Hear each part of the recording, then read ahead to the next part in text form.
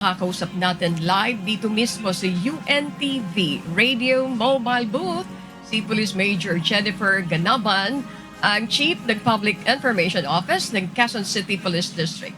Magandang umaga po sa inyo, Major Ganaban.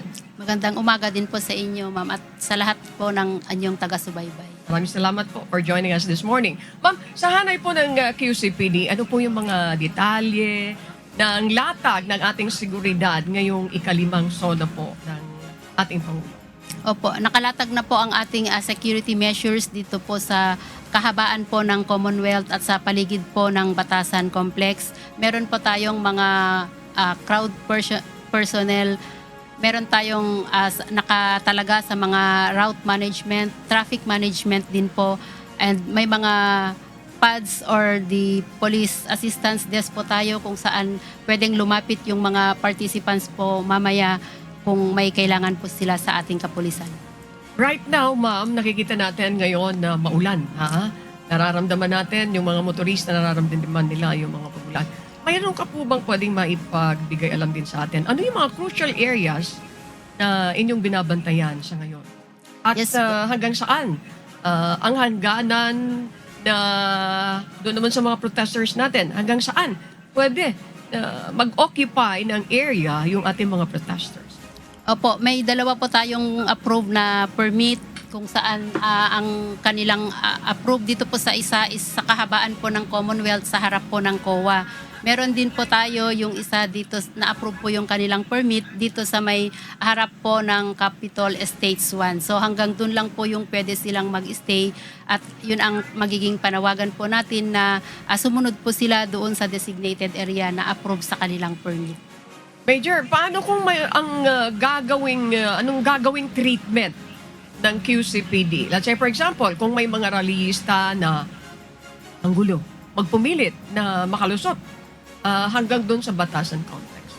Yes po, yun po ang main goal po natin or objective is to protect lives at maintain peace and order. So ang kapulisan po magpapatupad ng maximum tolerance dito sa ating mga gagawin at susundin po natin ang batas. Kaya lang kung meron pong sapilitang manggugulo, kailangan pong ipatupad ng kapulisan ang batas at mapipilitan po tayong mag-aresto. Pero hanggat maaari po, sana maiwasan ito para maging mapayapa at maayos ang pagdiriwang nitong SONA ng ating Pangulo.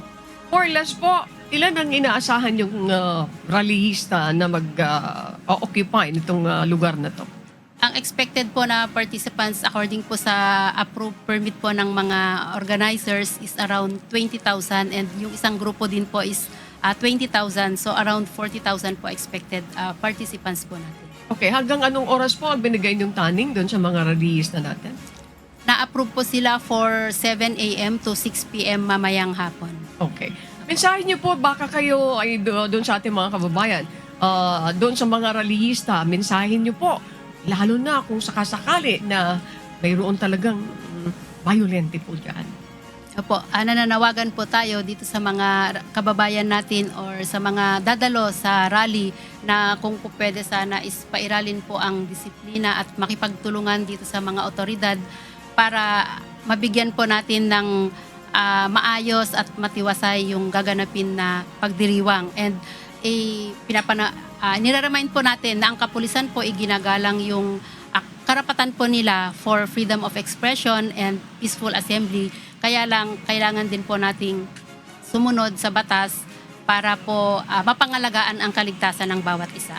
Okay. Ma'am, at this point, mensahe niyo na rin po doon sa ating mga kababayan na nakikinig at nanonood right now, please. Opo, sa mga kababayan po natin na nanonood, sana po makipagtulungan po tayo para maayos at ligtas at mapayapa na maisagawa itong SONA ng ating Pangulo. Hinihikayat po ang lahat na kung may mga impormasyon po na mare-receive po kayo, sana po i-verify po muna natin bago ipakalat para po hindi mag-cause ng panic.